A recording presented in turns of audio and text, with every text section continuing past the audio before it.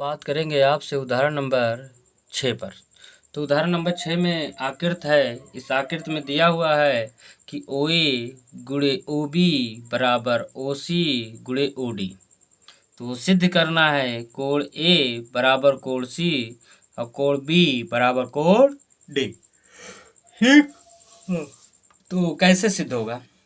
अगर इन दोनों त्रिभुजों को हम समरूप दिखा दें तो हमारा काम हो जाएगा। ठीक। तो आइए उपपत्ति में हम बात करते हैं। तो इन दोनों त्रिभुजों में देखिए कहाँ से काम किया जाएगा। ठीक। तो बात कर लीजिए त्रिभुज ए ओ डी तथा त्रिभुज बी ओ सी में। तो इस त्रिभुज में हम क्या देख रहे हैं? एक चीज दिया है ओ ए गुणे ओ बी बराबर ओ सी गुणे ओ डी। अब देखिए ओ ए गुणे ओ बी बराबर ओ सी गुणे ओ डी। ठीक। तो अब अगर हम ओ ए बटे ओ सी कर दें और ओ डी बटे ओ बी कर दें तो यानी इन दोनों त्रिभुजों के एक एक भुजक अनुपात बराबर नहीं आ जाएगा जी। ओ ए बटे ओ सी बराबर ओ डी बटे ओ बी आया। तो कर दीजिए। उसके लिए क्या कर देंगे? यहाँ से यहाँ ओ सी का गुणा इधर भाग हो जाएगा, इधर ओ बी का गुणा इधर क्या हो जाएगा? भाग। तो क्या हो जाएगा? ओ ए बटे ओ सी बराबर ओ डी बटे ओ बी। यानी हम क्या देख रहे हैं यहाँ पर कि इन दोनों त्रिभुजों में इस भुजा और इस त्रिभुज के इस भुजा का अनुपात और इस भुजा और इस भुजा का अनुपात बराबर है। और यह दोनों भुजा और यह दोनों भुजा का अनुपात बराबर है ना इनके।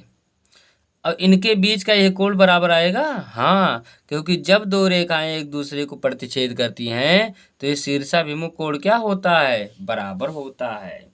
तो इसलिए क्या हो जाएगा? कोण ए ओ डी बराबर कोण सी ओ बी। क्यों बराबर है? क्योंकि ये क्या है? शीर्षाभिमुख कोण है। ठीक। इसलिए क्या होगा? ये बराबर। और जब यह बराबर तो ये इन दोनों कंडीशनों से हम क्या देख रहे हैं कि इस त्रिभुज और इस त्रिभुज के इन दो भुजाओं का अनुपात बराबर है। यह दोनों भुजा का अनुपात और उनके बीच का कोण बराबर है। और जब दो भुजा का अनुपात बराबर हो, उनके बीच का कोण बराबर हो तो किससे? यस ए यस समरूपता कसौटी से क्या होगा? त्रिभुज। अब यहाँ एक बात देखना, कौन किसके संगत बन रहा है?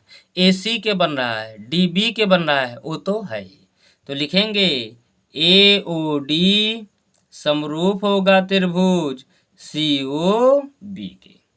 और जब त्रिभुज समरूप हो जाता है तो उसके संगत कोण क्या होते हैं? बराबर होते हैं। तो यहाँ क्या लिखेंगे कि अतः समरूप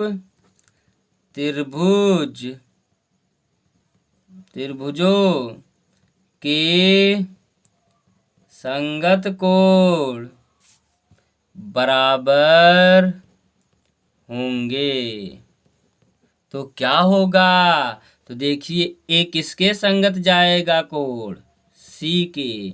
ओ तो ओ के ही है। और तथा बी किसके संगत जाएगा? डी के। या डी किसके संगत जाएगा? बी के। तो डी बराबर बी लिखो या बी बराबर डी, उससे कोई दिक्कत नहीं है। और इस तरह से रिजल्ट हमारा क्या हो जाता है? सिद्ध हो जाता है। ठीक। तो यहाँ ये आपको विशेष ध्यान देना है कौन किसके संगत बनेगा, है ना। तो इस तरीके से ये सवाल भी कंप्लीट होता है।